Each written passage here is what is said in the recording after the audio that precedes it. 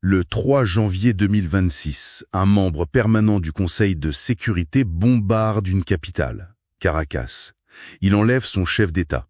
C'est un véritable séisme géopolitique. Absolument. La première question qui vient, c'est « mais où est le nous ?»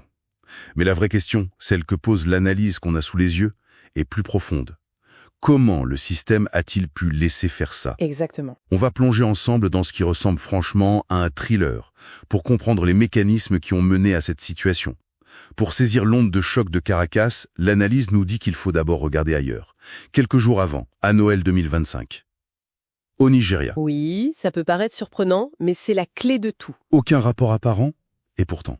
Et pourtant, l'analyse présente l'opération au Nigeria comme un laboratoire. Le 25 décembre, les États-Unis y mènent des frappes de missiles. Officiellement, pour protéger les chrétiens, c'est ça? Oui, l'administration américaine a même parlé de cadeau de Noël. Mais en fait, le vrai but, c'était de tester la réaction internationale. Et c'est là qu'intervient ce que l'auteur appelle la fabrique du consentement. La fabrique du consentement, c'est-à-dire? Le gouvernement nigérien a été mis devant le fait accompli. Sous une pression énorme, il a dû consentir à l'opération. Mais après coup. Ah, d'accord. Et c'est un concept très puissant, parce que ça paralyse toute critique. Une fois que le gouvernement concerné dit oui, même sous la contrainte, comment les autres pays peuvent-ils protester plus fort? C'est un piège diplomatique, quoi. Et ça a fonctionné? Parfaitement. Le précédent était créé, la voie était libre pour le Venezuela. C'est une stratégie redoutable. Le précédent est posé. Mais bombarder Caracas, enlever un président, on change d'échelle, là. Complètement. Alors, je suis curieux. Une action pareille, ça ne se fait pas sans un semblant de couverture légale. Comment l'analyse explique cet habillage juridique? Alors là, c'est fascinant et terrifiant. L'argument principal, c'était la lutte contre le narcoterrorisme. D'accord. Washington a juste unilatéralement redéfini le trafic de drogue comme une agression armée contre les États-Unis. Pardon? Une agression armée? Oui. Et ce tour de passe-passe sémantique leur a permis d'invoquer l'article 51 de la Charte de l'ONU, celui sur la légitime défense.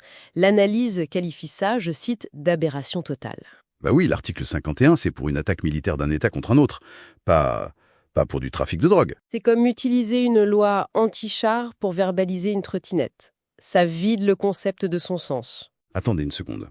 Et pour l'enlèvement du chef de l'État A, ça ne peut pas relever de l'article 51. Non, bien sûr que non. Pour ça, ils ont exhumé une vieille doctrine de droit interne américain, la doctrine Kerr-Frisbee. Kerr-Frisbee. Jamais entendu parler. Elle est assez obscure. En gros, elle dit que la manière dont un accusé est amené devant un tribunal américain, même par enlèvement, n'invalide pas son procès. Mais c'est une doctrine de droit interne. Ils l'ont appliquée au monde entier pour justifier l'enlèvement d'un chef d'État qui en plus bénéficiait de l'immunité internationale. C'est une extrapolation complètement folle, on est d'accord. C'est là que le Conseil de sécurité aurait dû... Justement. Mais l'analyse décrit la réunion comme du théâtre absurde. La Russie, la Chine ont évidemment protesté avec véhémence. Mais avec le veto américain, Tu es vété? toute résolution était mortenée. L'ONU est devenue spectatrice de sa propre impuissance, structurellement incapable de gérer ça. Donc, l'institution censée être la garante du droit est paralysée. Ce qui laisse le champ libre. L'analyse relie d'ailleurs ça à une vision historique bien plus ancienne, n'est-ce pas? Oui, elle parle d'un corollaire Trump à la doctrine Monroe.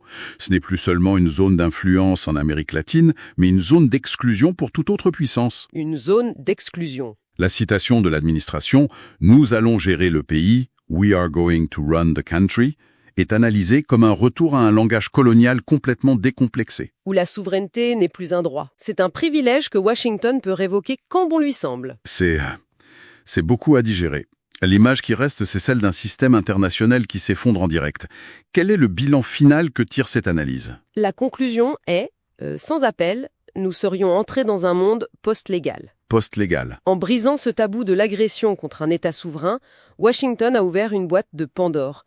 Quel argument opposer demain à une autre puissance qui ferait pareil dans sa sphère d'influence? Le précédent est créé. Exactement. L'auteur fait une comparaison qui fait froid dans le dos avec la Société des Nations en 1939. Une simple tribune pour des discours impuissants pendant que la force brute redessine la carte du monde. L'analyse se termine sur cette pensée très sombre. Le monde est devenu beaucoup plus dangereux. Et ça laisse une question essentielle en suspens. Oui. Si l'ordre international fondé sur des règles n'est plus qu'un souvenir, alors par quoi pourrait-il bien être remplacé?